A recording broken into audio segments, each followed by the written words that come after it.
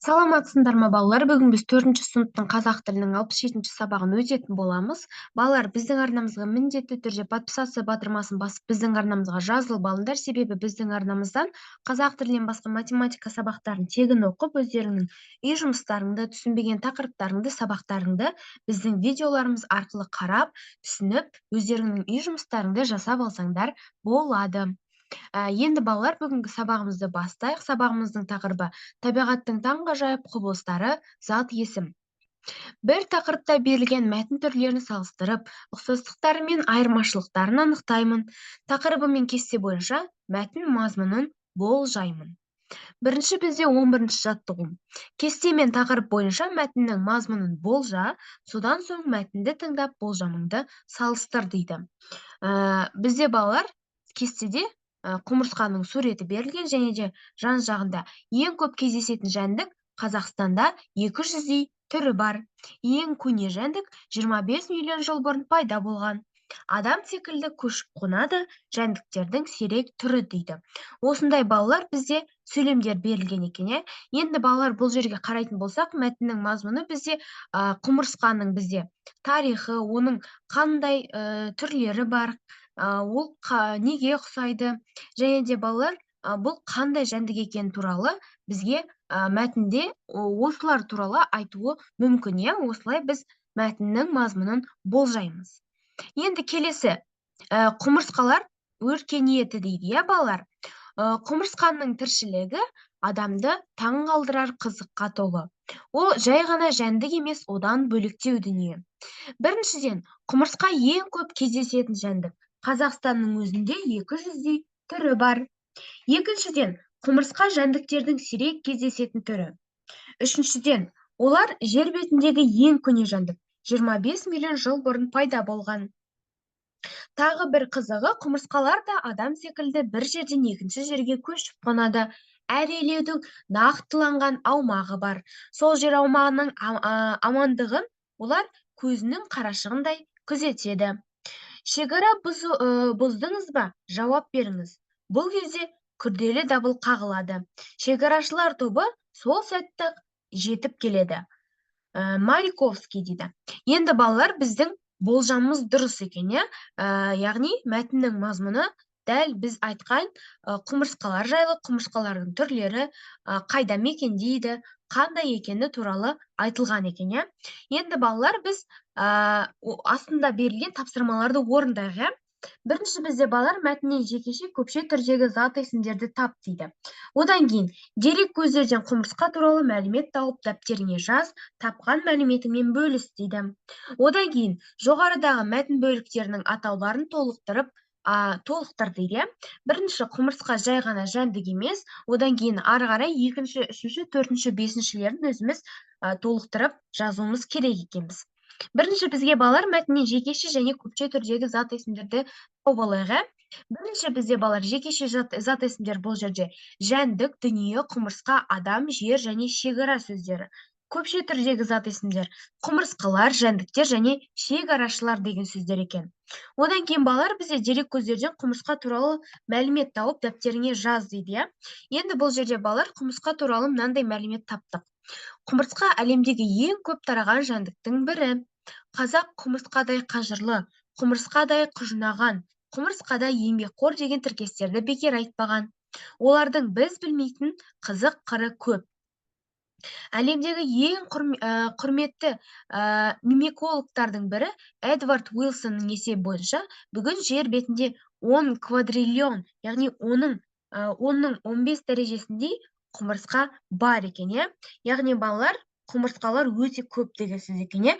Яғни балалар, бұл жерде мимиколог дегеніміз, ол құмырсқаларды зерттейтін адамды мимиколог деп атайды екен. Сол себепті осылай жаздық. Енді балалар, келесі бізде жоғарыдағы мәтін бөліктерінің атауларын толықтыр дейді. Бірінші, бұл жерде балалар, құмырсқа жай ғана жәндік емес. Екінші, құмырсқа ең көп кездесетін жәндік. Үшінші, сирек кездесетін жәндік түрі. Төртінші, ең көне жәндік. Және бесінші, бізде адам секілді көшіп қонатын құмырсқа деп, осылай біз жоспардың бөліктерін атадық балалар. Келесі бізде балалар 12-ші жаттығу қай сөз көп дейді. Жайық, жаңбыр, биші, бішкек, тайбұрыл, құтжол, өлке, бала, оқушы. Енді балалар бізде оң жағымызда сурет берілген, яғни жалқы есім, жалпы есім деп бұл сөздерді бөлуіміз керек екен. Одан кейін біз жалқы есім көп пе, жалпы есім көп пе, оны білеміз, сол кезде. Одан кейін балалар бізде астында тапсырма бар. Жалқы есімдердің бас әріппен жазылу себебін есіңе түсір дейді. Енді балалар біз бірінші жалқы есім, жалпы есім деп бөлеге. Бірінші жалқы есімдер жайық, бішкек, тайбұрыл, құтжол деген сөздер екен. Яғни 4 жалқы есім бар екен. Жалпы есімдер бұл жерде жаңбыр, биші, өлке, бала, оқушы деген сөздер екен, яғни 5 жалпы есім бар екен. Яғни бұл жерде қай сөз көп дейді. Бұл жерде жалпы есім көп екен, сонда. Енді балалар бізде жалпы есімдердің үлкен сөзбен үлкен әріппен жазылу себебі қандай? Бұл жерде бала жалқы есімдерге адам, жер, су атаулары, жеке заттың, құбылыстың атауы жатады, Ал жер, су, адам атаулары, жеке заттың, құбылыстың атаулары бізде әр қашанда үлкен әріппен жазылады екен, балалар? Сол себепті жалқы есімдер бізде үлкен әріппен жазылады екен.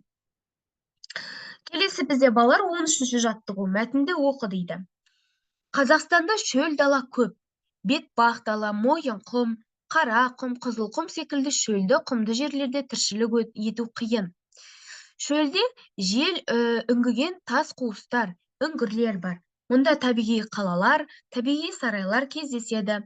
Құмды шөлдің тағы бір тамашасы құмның сыбдыры. Құм бетінде желдің салған неше түрлі өрнегі бар. Ақжан Машанов дейді. Енді балалар мәтінді пайдаланып, кестені тиісті сөздермен толықтырып айт дейді. Енді балалар бұл жерде зат есімнің түрлері берілген, сол бойынша біз оларды топтап жазуымыз керекпіз. Мысалы, бізде балалар жалқы есім бірінші, одан кейін жалпы есім, көпше түрдегі зат есімдер, жекеше түрдегі зат есімдер екен.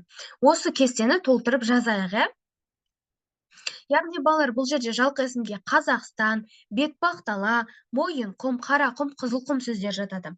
Жалпы есімге дала, жел, тас, құм және шөл сөздер жатады.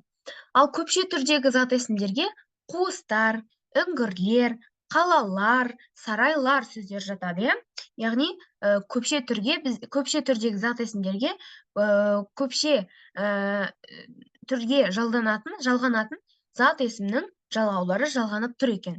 Енді жекеше түрдегі зат есімдер дала, жел, тас және құм мен шөл деген сөздер жатады екен, балалар? Осылайша кестені толтырып қоямыз. Келесі бізде балалар 14-ші жаттығу мәтінді көшіріп жаз дейді. Кит суда тіршілік еткенімен балық емес, ол аң, яғни сүт қоректі хайуан. Енесі балаларын сүтпен қоректендіреді. Сондай-ақ олар басқа аңдар сияқты ауамен дем алады. Негеш кітабынан. Енді балалар астындағы тапсырмаларын орындайға, мәтін не туралы дейді. Одан кейін зат есімдерді тап дейді. Мәтінді зат есімдерсіз оқып көр, сонда мәтін мазмұны түсінікті бола ма дейді. Енді балалар бірінші сұраққа жауап берейік. Мәтін не туралы дейді.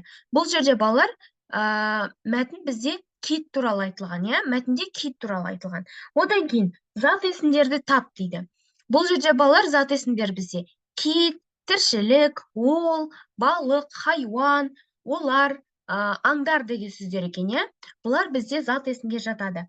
Енді балалар бізде мәтінді зат есімдер соғып көр, сонда мәтін мазмұны түсінікті бола ма дейді.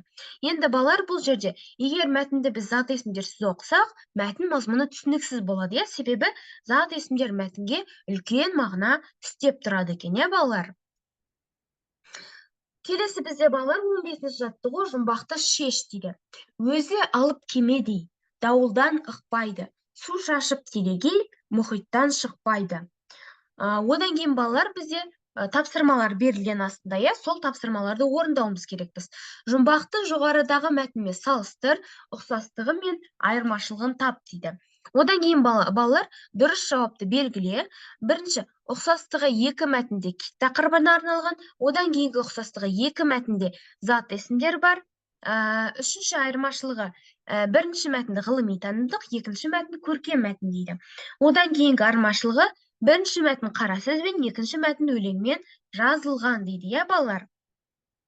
Енді балалар бұл жерде дұрыс жауабын белгілеп, біз ұқсастығы мен айырмашылығын табуымыз керекпіз. Бірінші біз жұмбақтың шешуін тауып алайық, ә? Бірінші жұмбақты жазып аламыз, одан кейін бізде жұмбақтың жауабы бұл жерде кит екен, иә? Енді балалар бұл жерде дұрыс жауаптар біз белгілеуіміз керек, иә? Ұқсастығы мен айырмашылықтары. Біріншісі бұл жерде ұқсастығы екі мәтінде кит тақырыбына арналған. Екіншісі ұқсастығы ол екі мәтінде де зат есімдер бар екен. Үшінші айырмашылығы бұл жерде балалар. Бірінші мәтін ғылыми танымдық, екінші мәтін көркем мәтін екен балалар. Осылай балалар дұрыс жауаптарын белгілеп дәптерлеріңе жазып қойыңдар. Енді балалар, келесі бізде шығармашылық үзіліс 16 жаттығу. Өлеңді оқып, сұрақтың жауабын дерек көздерден ізде дейді. Білмейді омар ораздар, жұмбақ сырлар біраз бар. Не ұшпайды түйе құс, күрке тауық қораздар дейді. Қадыр мырза, Әли. Берілген өлең мен сұрақтың жауабы болатын мәтінді салыстыр, олардың ұқсастықтары мен айырмашылықтарын тауып дәлелде дейді.